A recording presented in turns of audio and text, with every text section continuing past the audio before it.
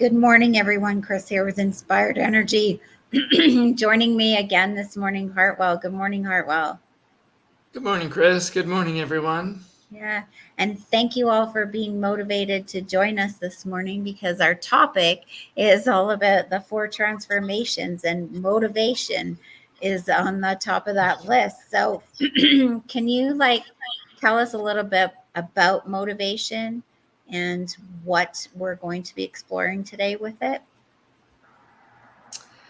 Yeah, we've been now, there's 4, and this is the 4th of 4. So we've looked at determination, which has to do with digestion. We've looked at environment. We've looked at perspective last week, which is about how you see. And now it's about how you think, how you conceptualize. That's what motivation is about. Mhm. This is relating to the sun and earth, the personality sun and earth in your design. It's relating to the color and the tone, which are levels that exist beneath the level of the line. Mhm. Um, so the whole idea here is that if you nourish, okay, these are the steps. You start to really integrate and live your life in alignment with your strategy and authority. Mhm. And if you do that, then you may open up to the awareness and the impulse, perhaps, to begin eating in the way that you're meant to, which establishes the proper nutrition for your brain, Mhm. your physical brain. And that opens you up to seeing the world, through accessing your cognition properly. And then you may, in a sense, find yourself or want to have the awareness to want to be in the right environment. That opens you up to the ability to see, to view the world through the perspective that you were meant to.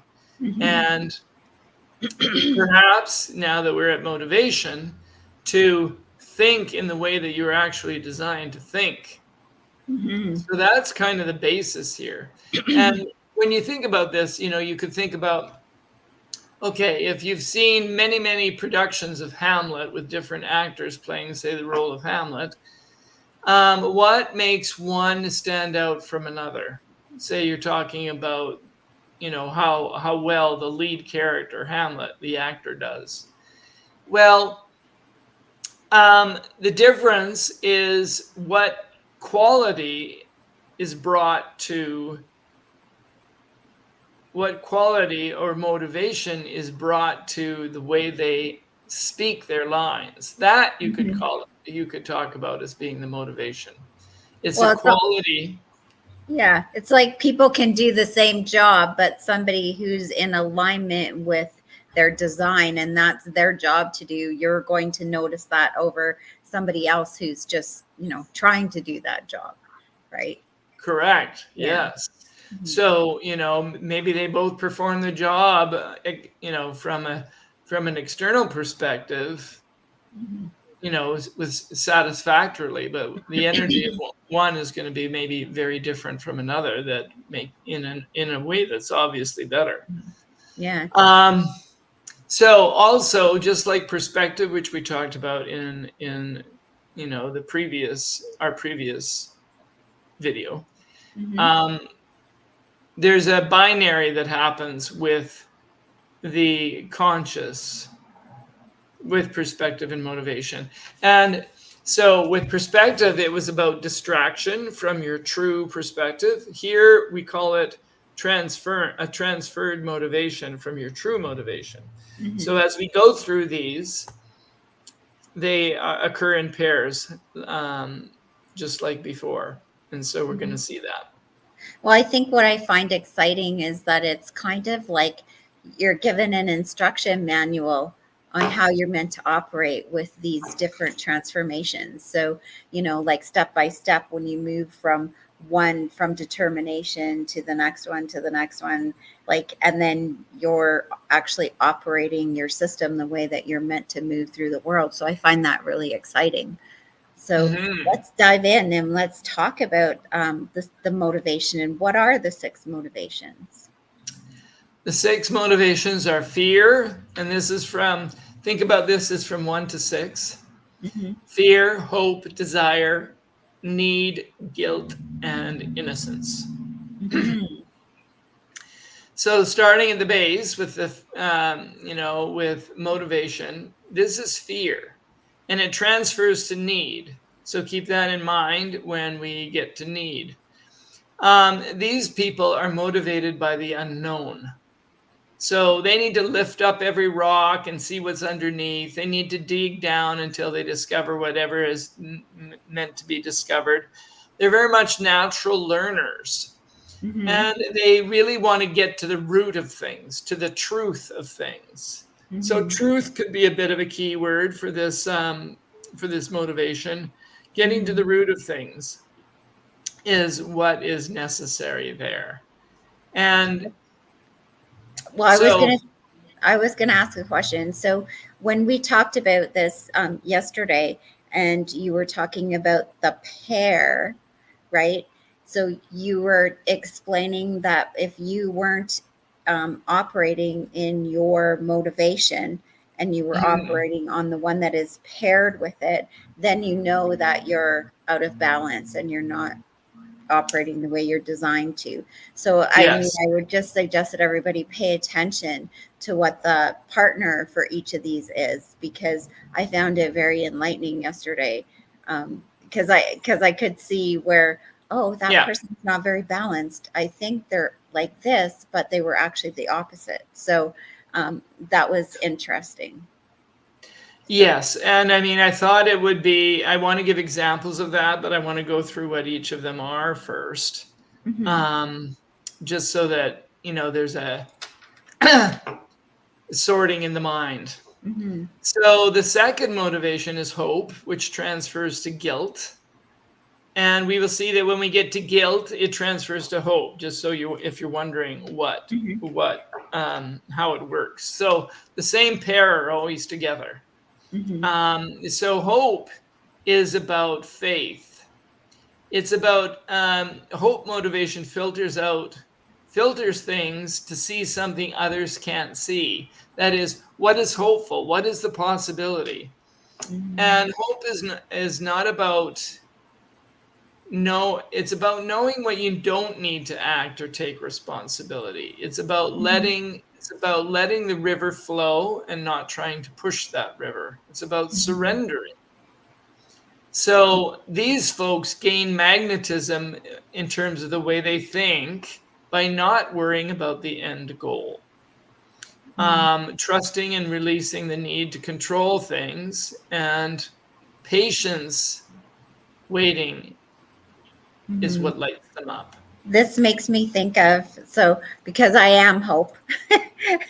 So as you're going through this again, another realization is kind of like being like childlike and just playing and letting things evolve the way that they come, right? And then just being able to discern, this is for me or this isn't for me, and I'm going to go play and I'm going to have fun and just surrender to the experience, right? Yeah. So, yeah, I guess I need to do a little more of that. Yes, kind of like blessing the miracle of life, and Mhm.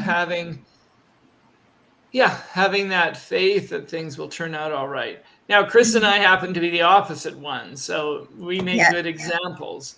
But let's kind of run through these, and then we can come back and just look at a Mhm. couple of examples.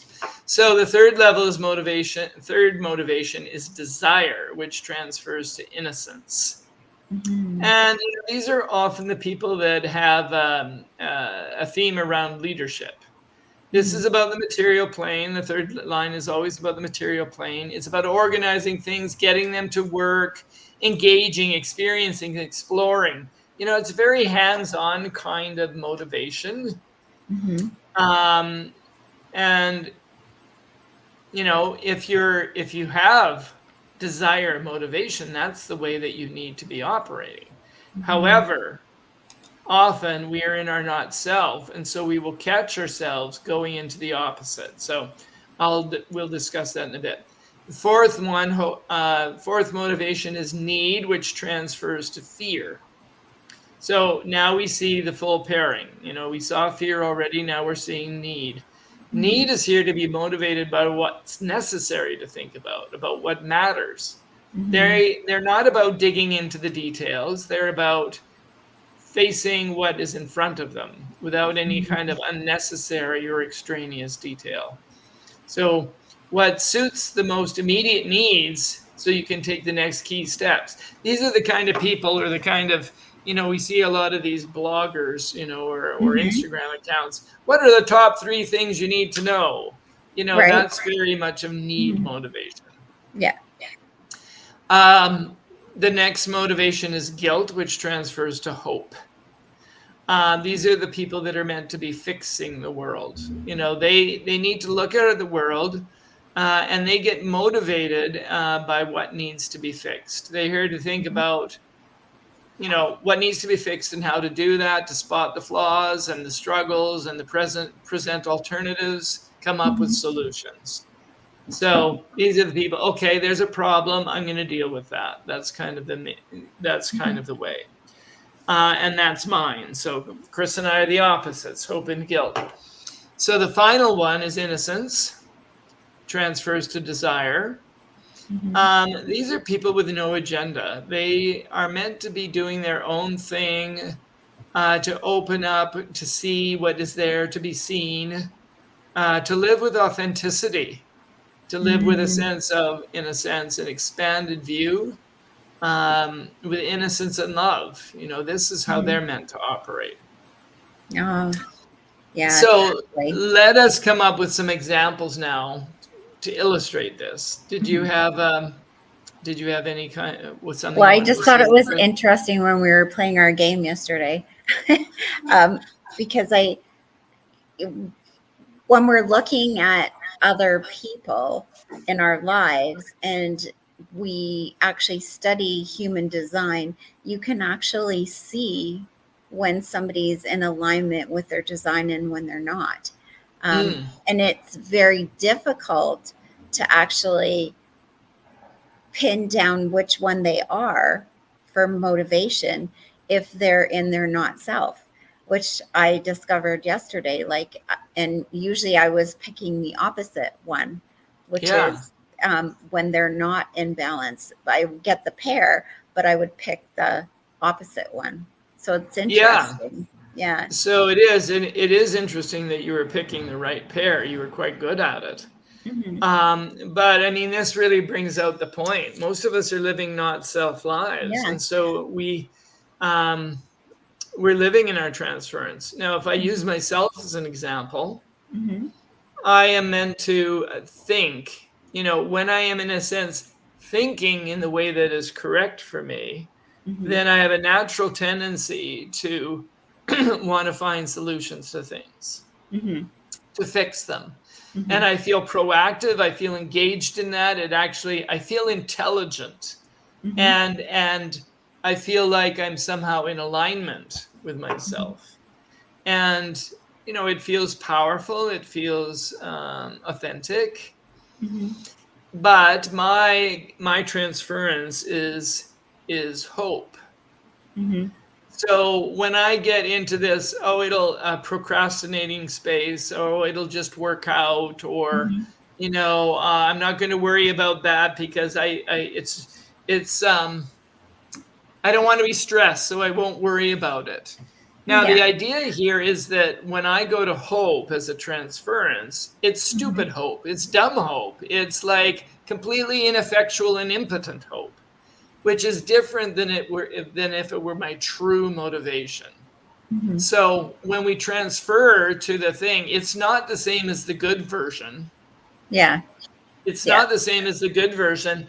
It makes me feel, when I'm in that space, I don't feel effective or powerful or effective in the world at all, and Yeah. it doesn't feel good at all. Yeah. And I think that for me, because I'm the opposite, so then I fall into that role of the fixer. I'm going to fix everything. I'm going to make everybody better. I'm going to, which leads to the codependence and all of those kinds of behaviors, right? So it's interesting that when you just surrender, then the right things will happen when you're hope. Like it's, Hmm. yeah, it's quite interesting to just have faith and just hold that vision and then play like a child, like I said. And Right. it's quite fascinating because I always have that history of trying to fix things or make things better for people or yeah, instead of just, holding space for them and letting them go through their process, right? Which Right. is, yeah, what I'm And meant to do. the implications for guilt as a transference too is that um, you don't know what to fix. What should I fix? What needs fixing here? How do I help in this situation? So it's a dumb version of it. Yeah, but you start fixing things and you're just fixing things. Like it may have Yes. a result, it may not have a result. But in the meantime, you're exhausting yourself because you're running And around it trying to doesn't fix work. things and it So, for doesn't work. instance, if I admire you and your hope motivation, it's not just because I admire it doesn't mean that I can duplicate it. Right. Because if I were to try and duplicate it, it would be dumb hope, and that's the Hmm. case with all of these, Hmm. So um, it's always best to know yourself Yes. and know what your wheelhouse is, and not to Mhm. try and see. This is where that idea of trying to emulate something you admire breaks Hmm. down. Yeah, exactly. Um, And you get frustrated and you're like, I can't figure out why it doesn't work for me. It works for that other person, but not for me. Yeah. yes, and I find that just an interesting philosophical point. A lot of Mhm. um, we have to avoid making overgeneralizations. Even me, as an astrologer, as a human design analyst, what Hmm. is good for one person is not necessarily going to be good for the other. Yeah. Well, that's why all of this work with human design and with gene keys I find so enlightening when it comes to trying to figure out who you are, because it's giving you that blueprint or that um, instruction manual, right? As to how you should eat, where you should eat, the environment you should be in, all of these kinds of things that people don't think about. They just go, oh, I don't feel right. I just, so this I would suggest for anybody out there who is wanting to live a more enlightened life and empowered life, that you take a good look at things like human design and gene keys. It changes you. Yeah, for sure. Mhm. And I would add to that is that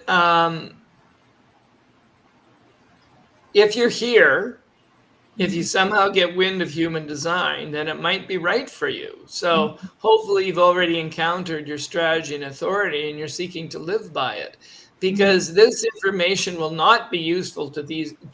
I mean, I'm glad that you're getting so much out of it, Kris, but Mhm. you're primed for it. You're open to it and you're Mhm. engaging with it.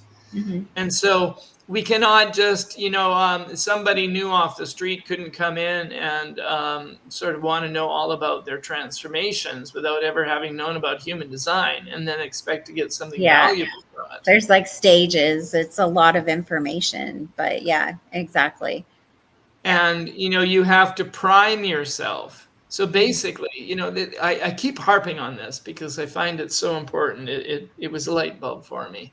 Mhm. But Um, a not self life is a life that's lived based on fear, and that fear empowers the not self mind to have you live a conditioned life based upon what you've learned. Mhm. If if you encounter human design and it resonates for you on some level, and Mhm.